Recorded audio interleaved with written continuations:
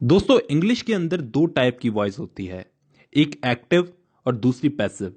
Active का मतलब हम लोग जानते हैं सतर्क रहना। कहने का मतलब सेंटेंस के अंदर सब्जेक्ट जब एक्टिव रहता है कोई काम करते हुए, मतलब सब्जेक्ट अगर खुद काम करता है तो वो होती है एक्टिव वॉइस।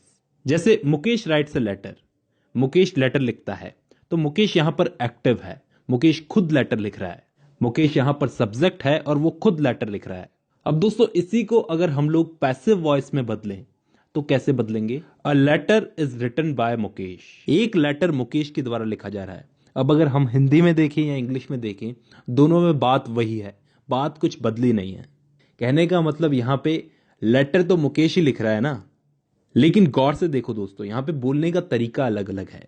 यहां पे हम लोग बोल रहे हैं कि मुकेश लेटर लिख रहा है, यहां पे हम लोग बोल रहे हैं कि लेटर मुकेश के द्वारा लिखा जा रहा है। पहले वाले सेंटेंस में तो सब्जेक्ट एक्टिव है, यानी कि मुकेश एक्टिव है। दूसरे वाले सेंटेंस के अंदर वर्ब एक्टिव है, यानी कि उसके द्वारा जो काम किया जा रहा है वो काम एक्टिव है। यही होती है दोस्तों एक्टिव वॉइस और पैसिव वॉइस। मैं उम्मीद करता हूं यहां तक कोई डाउट नहीं है। अब हम इन दोनों सेंटेंस को ध्यान से देखते हैं कि ये एक्टिव से पैसिव बना कैसे। मतलब सेंटेंस के अंदर हम लोगों ने क्या क्या चेंजेस किए जिससे ये एक्टिव वॉइस से पैसिव वॉइस बन गई। दोस्तों इस सेंटेंस में मुकेश पहले था और इस सेंटेंस में मुकेश आखिर में आ गया, और जहां पे एक लेटर था वो एक लेटर आगे आ गया। तो ये चीज तो दिमाग में डाल लो दोस्तों, ये चीज तो फिक्स है कि किसी भी सेंटेंस को एक्टिव से पैसिव बनाते वक्त लास्ट में पड़े ऑब्जेक्ट को पहले लाना है और पहले पड़े सब्जेक्ट को आखिर में ले जाना है जहां पे ऑब्जेक्ट पड़ा था। यह चीज बहुत सिंपल है, बच्चा भी समझ जाता है। तो यहां पे चेंजेस जो होंगे वो बीच में होंगे। कहने का मतलब यहां पे राइट्स बन गया इज रिटन। कहने का मतलब अगर हम सेंटेंस को एक्टिव से पैसिव में बदलेंगे तो वर्ब की फर्स्ट फॉर्म थर्ड फॉर्म में बदल जाएगी। यहां पे राइट वर्ब है तो इसकी थर्ड फॉर्म क्या होगी? रिटन। दोस्तों किसी भी सेंटेंस को हम लोग एक्टिव से पैसिव में बदलते हैं तो एक चीज और है जो यहां पे जुड़ती है, वो है ये बाय। आप एक्टिव वॉइस से पैसिव वॉइस में किसी भी सेंटेंस को बदलो, ये बाय को तो लगाना ही पड़ेगा। ठीक है, इतना समझ में आ गया। तो क्या सारे टाइप के सेंटेंस हमको ऐसे ही बदलने हैं क्या? मतलब सेंटेंस हमें पास्ट में दे दिया जाए, फ्यूचर में दे दिया जाए, सेंटेंस कंटिन्यू हो, तो ऐसे सेंटेंसेस को हम लोग कैसे बदलेंगे वो भी मैं आपको सिखा देता हूं। अब हम लोग कुछ सेंटेंसेस को बदल करके देखते हैं, हमको सब समझ में आ जाएगा। जैसे सबसे पहला सेंटेंस है ही राइट्स अ लेटर, तो इसको पैसिव में बदलेंगे तो a letter is written by him. यहां पे सारे नियम अप्लाई हो गए। अ लेटर पहले आ गया, इज रिटन थर्ड फॉर्म भी आ गई, बाय भी आ गया, लेकिन यहां पे ही हिम बन चुका है। वो सब आपको पता होगा क्योंकि यहां पे सब्जेक्टिव केस था और यहां पे ऑब्जेक्टिव केस है। दूसरा सेंटेंस है he does not write a letter. अब यहां पे सेंटेंस नेगेटिव में पूछा गया है, वही नियम अप्लाई करेंगे। अ लेटर पहले आएगा, is not written by him. यहां पर डज नॉट बदलकर बन गया इज नॉट, राइट की थर्ड फॉर्म लग गई रिटन और इसके आगे बाय हिम। नेक्स्ट सेंटेंस है ही रोट अ लेटर। अब यहां पे हमें सेंटेंस में क्या चेंज दिख रहा है कि यहां पे सेंटेंस पास्ट में पूछा गया है कि उसने लेटर लिखा। अब वही नियम हम लोग लगाएंगे, a letter was written by him. यहां पे दोस्तों वाज क्यों आया? क्योंकि यहां पे वर्ब की सेकंड फॉर्म थी।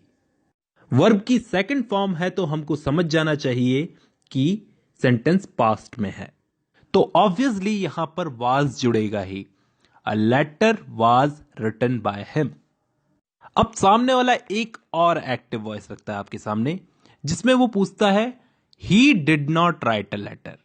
मतलब यहां पे उसने नेगेटिव में पूछा है तो अब नेगेटिव में ही इसको जवाब देना पड़ेगा। करना कुछ नहीं है, हमको नॉट लगा देना है। A letter was not written by him. अगर यही चीज हमसे कोई फ्यूचर में पूछे, फ्यूचर एक्टिव वॉइस में पूछे he will write a letter, कि वो एक लेटर लिखेगा, इसको पैसिव वॉइस में बदलो।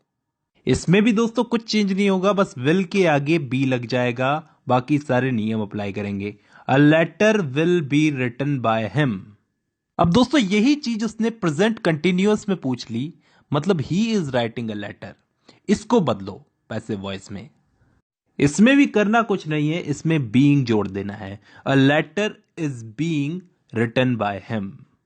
अब यही सेंटेंस अगर पास्ट कंटिन्यूअस में पूछा गया है, मतलब he was writing a letter, past में वो लेटर लिख रहा था, इसको पैसिव वॉइस में बदलो। तो कैसे बदलोगे? इसमें भी बीइंग लगा देना है दोस्तों। A letter was being written by him. अब दोस्तों परफेक्ट टेंस में अगर इस चीज को पूछे कोई, मतलब प्रेजेंट परफेक्ट में पूछे he has written a letter, इसको बदलो। तो दोस्तों इसको सिंपली कुछ नहीं करना है, इसमें सिर्फ बीन जोड़ देना है। A letter has been written by him. और अगर पास्ट परफेक्ट में पूछे he had written a letter, इसको बदलो। तो दोस्तों इसको भी बीन लगा देना है।